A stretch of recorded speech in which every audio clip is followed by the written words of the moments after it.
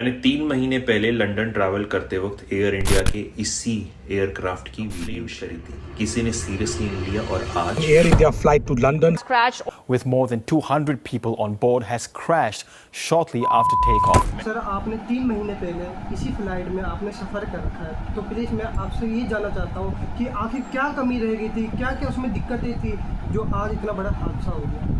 देखिए, दिक्कतें तो मैं अभी बता नहीं सकता क्योंकि अभी ब्लैक बॉक्स से इंफॉर्मेशन आना बहुत ज़्यादा अनिवार्य है, मगर मैं ये ज़रूर बोलना चाहता हूँ कि जो भी है शायद से लापरवाही थी एयर इंडिया की। बोइंग 787 ड्रीम लाइनर में मैंने सफ़र किया था 3 महीने पहले, ये उस चीज़ का बोर्डिंग पास है। अब इस फ्लाइट में जो दिक्कतें मुझे आई, केबिन के अंदर कहीं से पानी लीकेज हो रहा है, कहीं से कुछ चीज़ उतर रही है, अजीब सी इंजन की आवाज़ आ रही है, ये हर एक चीज़ मैंने स्टोरी में टैग करा।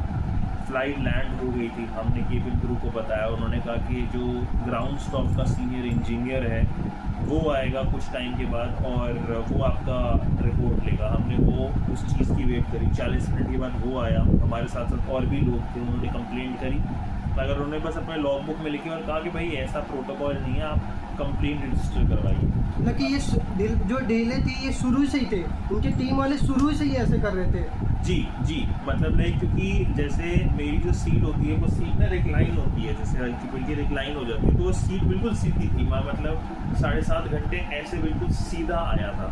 तो इतने पैसे देने के बावजूद अगर ये सर्विस मिल रही है तो मुझे वो सही लगा नहीं। इसीलिए मेन तो वहीं से ही एक रेड फ्लैग कहते हैं ना कि मतलब एक चीज़ चुभने लग जाती है, वो थी। उसके बाद एक चीज़ें, इतनी सारी चीज़ें आने लग गई, फिर सारे के सारे केबिन को उस चीज़ पे दिक्कत थी, बट उसकी कोई सुनवाई नहीं थी। कंप्लेंट भी करने के बाद भी कोई सुनवाई नहीं थी।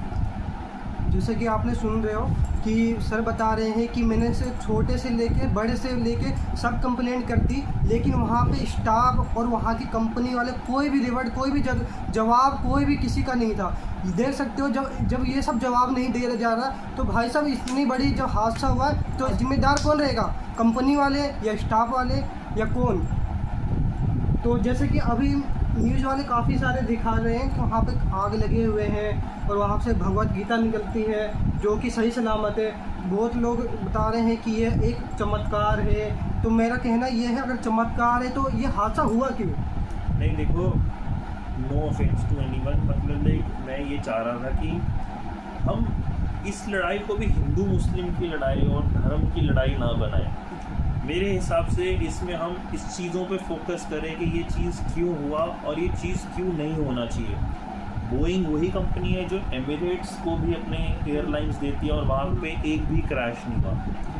बोइंग वो कंपनी है जो एयर इंडिया को अपनी एयरलाइंस देती है और आज अभी हाल ही में जो क्रैश हुआ उससे पहले भी इतने क्रैश हो रखे हैं। तो कंपनी वही, अब जैसे अगर आप गाड़ी चलाते हो हुंडई i20 आपको भी मिल रही है और हुंडई i20 आपके पड़ोसी को भी मिल रही है, आपके पड़ोसी के साथ इतनी एक्सीडेंट्स नहीं हो रहे, ना ब्रेक फेल हो रही है, ना उसको मेंटेनेंस करना इतना पड़ रहा है, मगर आपके साथ ऐसा हो रहा है कभी ऑयल लीक, कभी ये कभी वो, तो आपको तो क्वेश्चन उठेगा ना कि यार ये हुंडई में कोई दिक्कत है या मेरी गाड़ी में कोई दिक्कत है, आप बार बार पूछोगे।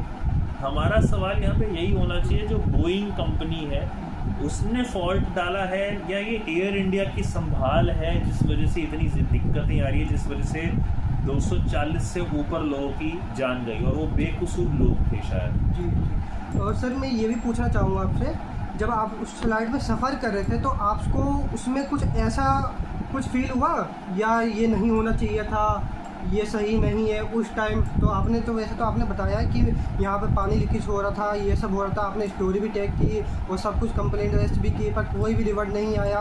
तो मैं ये जानना चाहूँगा कि आपको उस टाइम ऐसा कुछ फील हुआ फ्लाइट में कि ये नहीं होना चाहिए था, ये आगे चल के बहुत बड़ा हादसा का एक रूप ले सकता है। देखो, मैं एरोनॉटिकल इंजीनियर तो हूँ नहीं, तो मैं ज़्यादा बेटर बता नहीं पाऊँगा, मगर जितना मतलब हम गाड़ी चलाते हैं, हर चीज़ चलाते हैं, तो हमें लगता है कि यार क्योंकि काफ़ी बार मैं ट्रैवल करता हूँ, दिल्ली मुंबई दिल्ली हो गई, वही इतनी ज़्यादा बार करता हूँ, उसके बाद फिर बाहर वगैरह जाता हूँ, तो मुझे पता है हर फ्लाइट साउंड क्या जो होता है एक बेयर मिनिमम साउंड होती है कि भाई वो अनअवॉइडेबल होती है, वो कैसी साउंड करती है।